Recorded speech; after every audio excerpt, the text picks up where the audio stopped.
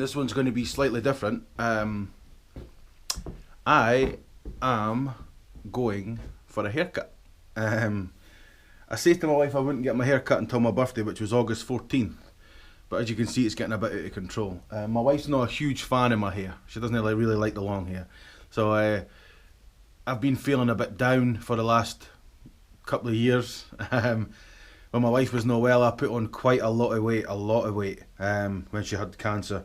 My hair's growing out. I just feel like I've kind of let myself go even more than I usually do.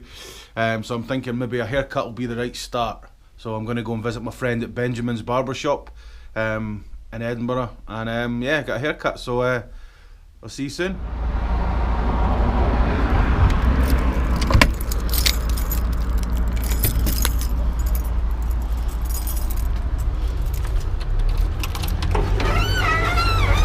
So that's me on the way for a haircut. My wife has no idea. Yeah, we'll see how it goes, and yeah, I'll see you in a bit. Bye.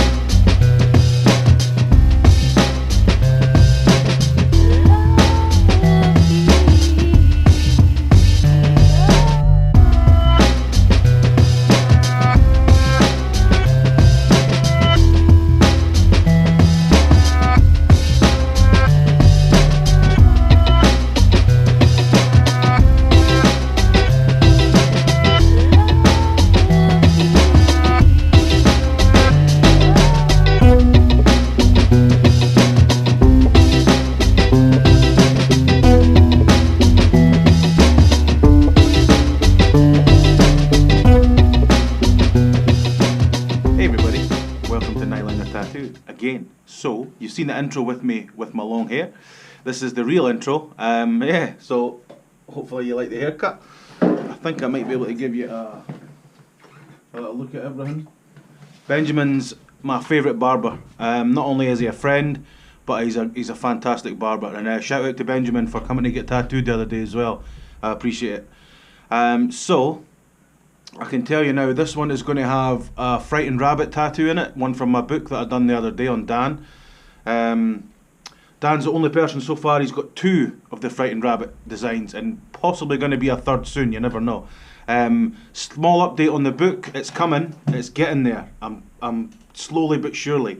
And I've spoke to someone who, I won't tell you who it is just now, but he was, and is, one of my favourite poets.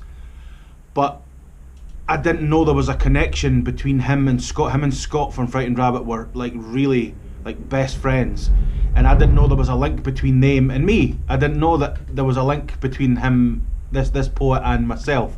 And I've spoke to him, and he's very kindly going to do me a one-off poem for the book, which is just, it's fucking insane. Doesn't matter if it's poetry, music, movies. Imagine someone, your favourite person who does anything, doing something for you. It's really fucking special. So I'll give him a shout out later. I don't want to say it just now, but I'll give him a shout out later. But yeah, I'm so stoked. So the book is coming, and it's coming quick. It's just taking a bit time.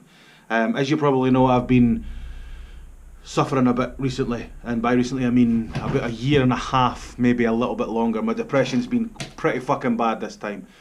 Like I said to you before, I put on heaps of weight. Like, I don't know, 2-3 stone, something like that. My hair grew out, I was just unkempt, I was just fucked basically, you know.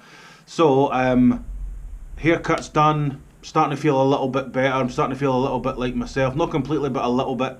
So things have taken a little bit of a back seat, but they're getting there, I'm getting there. So, yeah, I just wanted to say a quick shout out to you with regards to this coronavirus thing. I'm just going to keep going until something else happens, but I mean, I think that it's something we should take seriously, but just try and stay clean. Wash your hands, you know, do what you do. Keep clean, and I'm sure we'll get through it as a country, as a nation, as a world. I'm sure it's going to be okay. But yeah, as far as tattooing goes, if you're feeling any of the symptoms, like at all, then probably best not to come to the tattoo shop, not to come in here, and not to go to wherever you're going to get tattooed or whatever. I'm only speaking from a tattoo perspective, because that's what I know. So if you're feeling any of these symptoms, just don't come in. Just chill, take it easy, and you can always get tattooed another time. It's not the end of the fucking world. Literally, it's not the end of the world. So yeah, having said that, this one's going to have, like I said, one of my other Frightened Rabbit designs in it. And I think I'm going to show you Hannah's teeth. I had fun with Hannah's teeth. That'll make sense in a minute. But yeah, failing that, enjoy the video. Stick a bit for the check this out at the end, and I shall see you soon. Peace. Take it easy. Be safe. Bye. Nutty stuff or what, but it was super busy.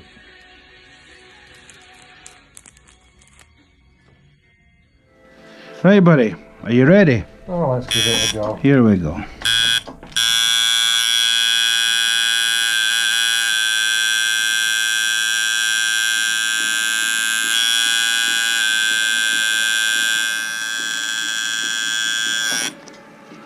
How's that? Oh, I don't know. I don't know if I can carry on. I might have to stop. I might have to stop with just a couple of laurel leaves.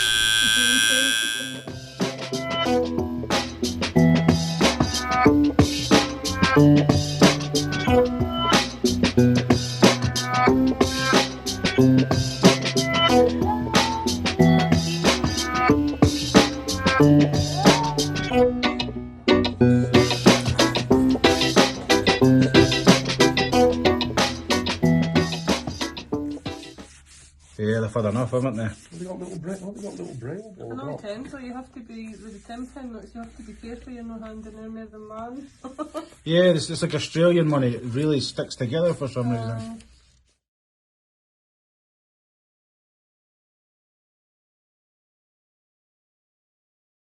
Well, like, it's just a sort of bit of information. They do a kind of one-to-one, like, why do you want to do this? Theories, and we've got hopes and dreams. There's a new one on right now, and I can't remember who it is. It's Aaron Hernandez. Yeah, I'll stop talking now, because if somebody hears this, if somebody tunes in and say, "Oh, nice tattoo," you fucking ruined that documentary.